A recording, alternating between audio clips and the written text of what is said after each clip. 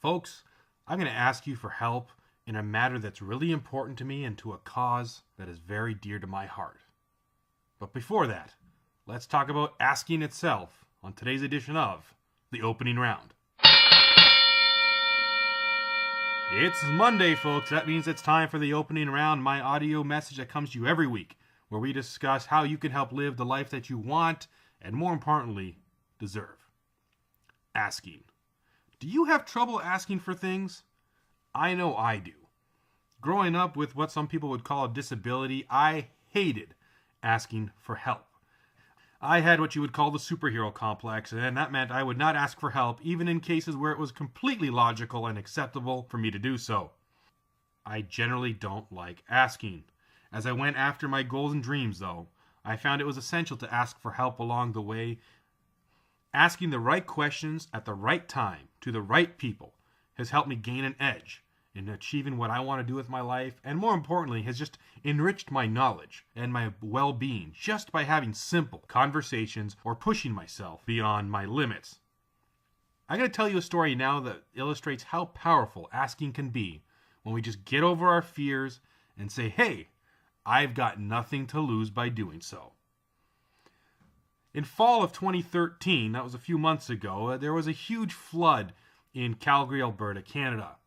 Many houses were damaged, as floods tend to do, and a friend of mine, Sandra, was really upset by all this.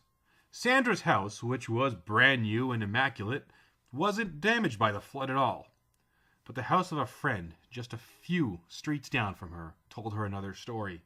Her basement was destroyed, completely flooded, a lot of damage, and other parts of her house were also damaged by the water, and there was electrical work, plumbing issues, all that resulted from this flood. Sandra wanted to help, but at first she didn't know how to. She offered her services to her friends who accepted it, but she realized that some of the help needed to come in the form of monetary donations and other types of donations of goods. Sandra didn't really hesitate. She began a campaign to raise as many resources and funds for her friend as possible. I received several emails and social media messages and tweets about this fundraising endeavor, and it basically said, hey, I know you don't know this person, but I do, and they mean something to me, and I want to help them out because in this world, a little help can go a long way.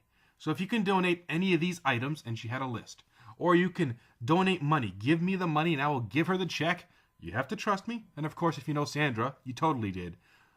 And it'll all go to help this family who right now has lost so many of their possessions, whose house does not function the way it's supposed to because of this awful, awful flood. When I talked to Sandra, she said I didn't expect anything of it. I was actually a little afraid to ask at first, but I thought, hey, I've got nothing to lose. Over a 3-week campaign, Sandra raised over $3,000 in monetary donations for her friends, as well as several boxes of goods, everything from toiletries to blankets, whatever they needed to help refurnish their home and get past the tough times. All she had to do was ask. What are you afraid to ask for? What's on your mind that you want to do, but you're afraid to ask the question, or you're afraid to approach the person? We all have one thing we're a little bit hesitant about. Now is the time. Reach out.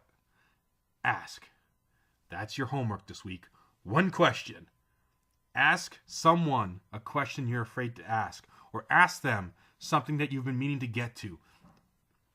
Ask them something that you think was trivial and not worth bothering someone about. That's one of my biggest issues now. I have no problem asking in most cases, except when it comes to me feeling that I'm going to bother someone. If I feel like this person's really busy, they don't have time to talk to me, I don't want to bother them, I become a little bit timid. But you know what? I push through it, and I ask anyway. And I still get answers. And those answers enrich me and help me move forward. So go to www.paulartale.com. That's www.paulartale.com. Download the workbook, look at the lesson, ask the question, record the results. You won't be sorry. Push yourself. I started this message saying I was going to ask you for help in something that was near and dear to my heart, and here it is.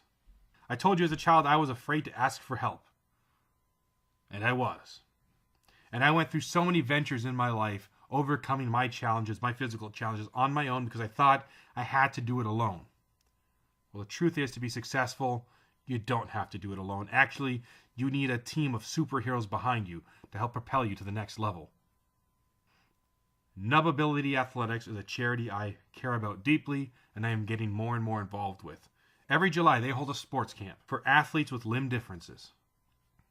What's unique about this camp is that all the coaches at this camp are also limb-different athletes who have excelled in their careers. They played college level. They were professionals in some cases. What I'm asking you to do is go to nubability.org, nubability.org, and make a donation. I don't receive a single penny, but if you want to help me out, just say that your donation was inspired by Paul Artale and his weekly audio message. Even a small donation will go a long way. It is my goal this year to raise enough money to send one limb-different athlete from the state of Michigan, where I live, to this camp, all expenses paid. Help me on my endeavor.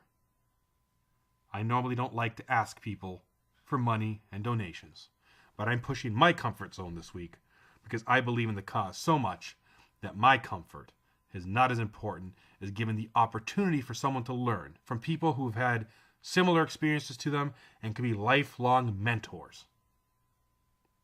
Ask. That's all I ask of you. Until next week, this has been the opening round.